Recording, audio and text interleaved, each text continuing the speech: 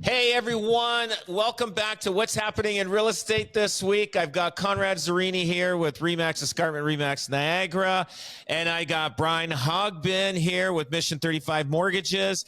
And I just want to say, Conrad, I think you got to wipe your screen. It's a little foggy there. I think you got a little bit of a dirty camera. Is that your?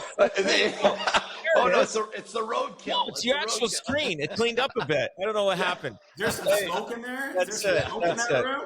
Yeah, yeah, lots of gray. Lots of gray. He's starting to look like, what's that, Chong from Cheech and Chong?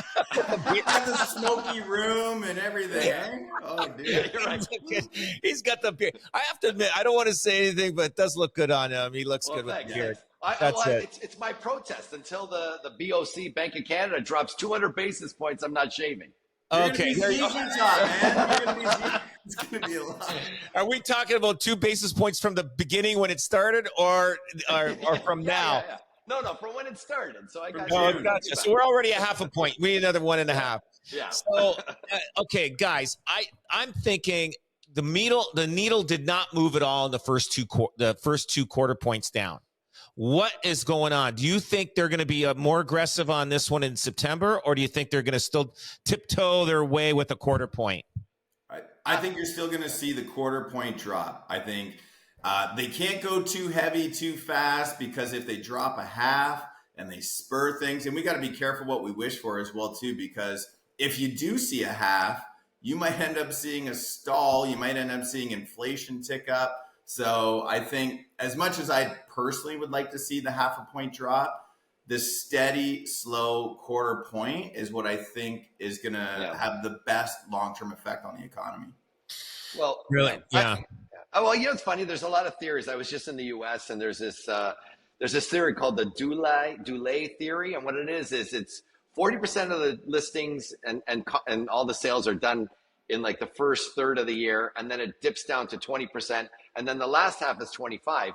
What they're talking about is this complete shift from 25, 20 in the summer, and 40. I think 40 is very robust. But I will say this, the last time we saw an event like this, and Brian will remember it very, very well, the stress test in 2018, it took about 14 months for it to kind of go that way. And if you look at 2019, we were down in the beginning of the year, the first third, a little bit, like the usual summer, and then the fall kind of ticked up. I just believe that it takes about 12 to 14 months, 15 months for people to understand this is kind of going on.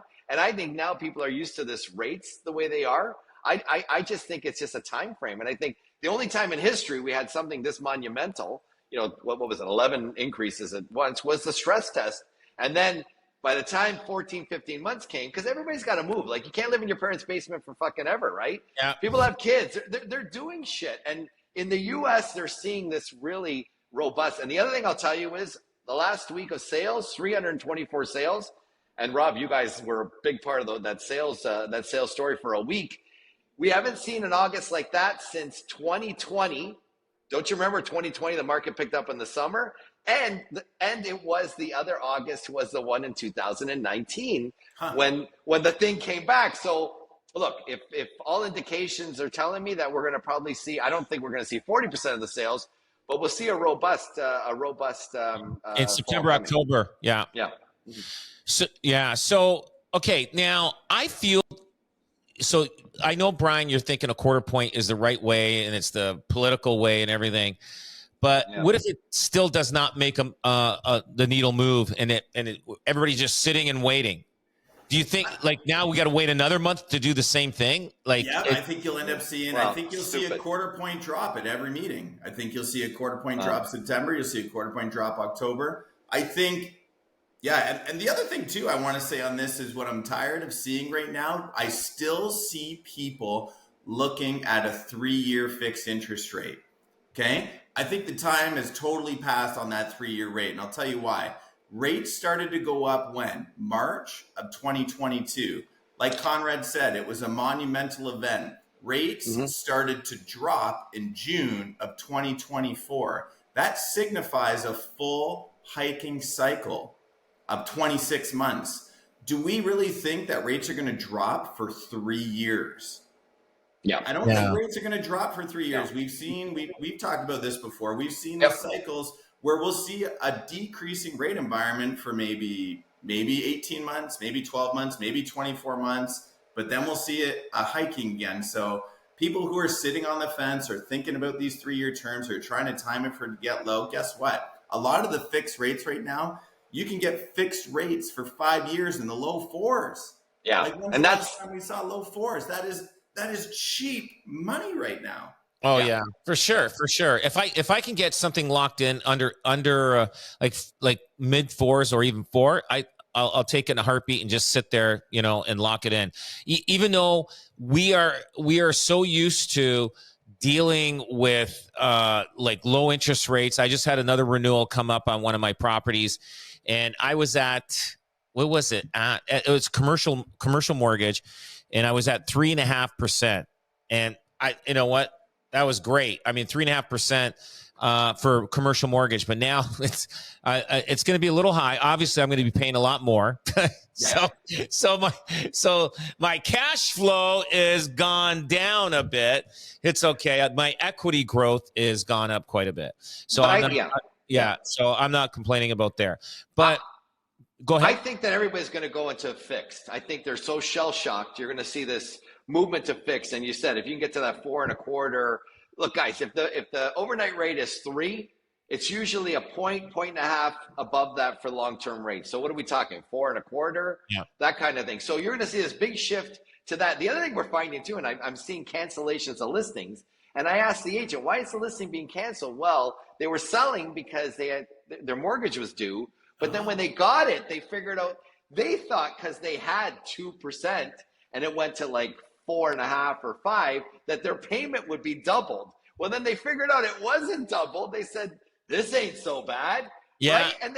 And they're canceling we're going to stay. We don't have to sell anymore. So you're going to see that. And you're going to see that come. And you're going to see people starting to realize, wait a minute, it ain't so bad. We don't have to sell. We can make this work. And they're going to, and you're going to see some inventory start to come off the market just because of that. And it'll be interesting. Then we'll be back to that time where the inventory was low. I got a solid feeling, and Rob, you said it 1,000 times when we get together like this, 25, 26. Yeah, it's going to be interesting times and those 3-year guys, you got to remember those 3-year guys that did 2023, they're coming due in 2026, but they're going to have lower rates. They're going to be like, happy. And the market's going to be good for them. They could sell, they could do whatever. Oh, for sure. And there's big penalties you got to remember too. This is why I'm just really against this 3-year fixed rate. It was a good plan. It's not anymore, because when rates go down, penalties go up. So if you're taking a 3-year fixed rate now, I guarantee 12 to 18 months from now, you're gonna be sitting there going, I want to break and get something cheaper, and you're gonna have a huge penalty to do it. Yeah, wow. 2 years is the great advice. That's what I've done. All my commercials been 2 years. And the other thing is, I'm hoping the U.S. drops. I'm hoping the U.S. does 50 basis points. You think they'll go 50? I think they're going to do that. I'd rather see them do something interesting and then wait, because I hate this like death by 1,000 cuts. And then people wait. It's going to get better. It's going to get better. It's going to get better. Fixed is going to remain where I said it's going to be in that 4, no matter what. Even if it drops to the overnight rate drops to 3. Look, that's the way to go. Make yourself safe and secure, and you should be fine. But I think the U.S. is going to say, you know what? When is their announcement? When's their announcement? Theirs is after ours. Ours is right after Labor Day. Theirs is more mid-month. And I didn't see it, but the unemployment numbers, we were supposed to get employment numbers today in Canada. I don't think that was very good either. We didn't do too much gains in the last month, so I can't imagine what we did the last time they announced. So yeah, you know what, you might see them panic too and do a 50 basis points and then just wait and see, because look, this takes 6 months to kind of peter its way through. Like, you know what I'm saying? Before people start to realize what this is all about. So and the other thing too is the Canadian dollar it hasn't done free fall.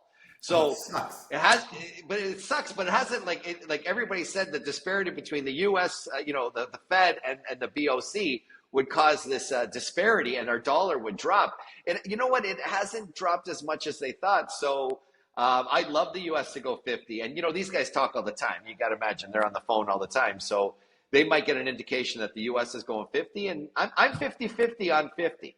I'm Canada. I believe they'll do 50. I believe they're going to do. I'm with you, Rob. I'm with you. I don't know. They got to do something. They got to shake it up. They know they need these builders to build, and if they're not building, they're only building when they got a sure sale on here and there. But the condos, you're not going to see condos go up for a long time.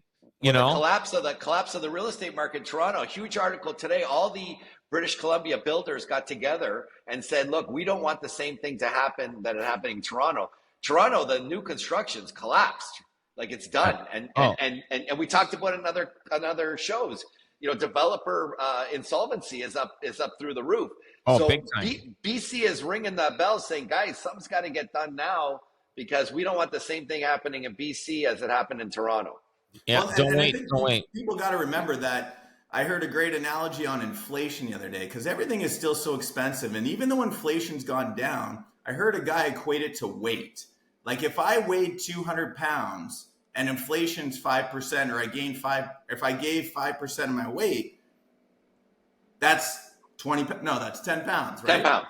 Yeah. Okay, good. Just check my math. But if inflation drops to 2.5, I'm still 210 pounds. Now I still went up in weight. I'm still now 215. Yeah. You know what I mean? So when everybody talks about this dropping inflation, it's just, you got to remember, things are just increasing more at a smaller pace. They're still high. So this is where when we come down to it's a benchmark and a matrix, but like to drop those rates, I see a lot of runway for rates dropping because everything is still rising. It's just rising at a slower pace. Yeah, that's it. Mm-hmm. Well, all I say is Conrad and I feel optimistic about 50 basis points, and then Brian, you're at the quarter point. 25. We know for sure you won that one. We know you won that one, but we know that. But I feel optimistic that they need to do something. But you're right. I your analogy of earlier. We got a few minutes left. Okay, it's too early for the numbers to come in regards to the sales numbers. Now, Conrad, I just printed this off this morning. Are the numbers down for August versus July and June? The sales numbers? Like month over month, absolutely they are. Yeah, but like I said, we saw this little robust period that last week. I'm interested to see what this week. It's a long weekend, so it kind of makes things a little more challenging. That's right. But which makes August a funny month. And you got to remember we had two very close holidays with the July. The August one was later in the it was the 5th or so, right? Yeah. So the August. So we got two holidays within the same month. So that has a huge impact on it. But if you seasonally adjust in it, it's not as bad as you think. And you know what? Look, not to flex, but it's guys like you, Rob, and our company, we're out shining. We're proven performers, man. For sure. People want to know. They want to know they got a proven performer. So we're seeing some good numbers on our end. So good stuff. Love being part of it. Love being part of Remax Escarpment and Remax Niagara. Also, great company to work with, and also Mission 35. Also, another great company to be associated with. Guys, I want to thank you so much, and we'll talk next week. Excellent. Thanks, Rob.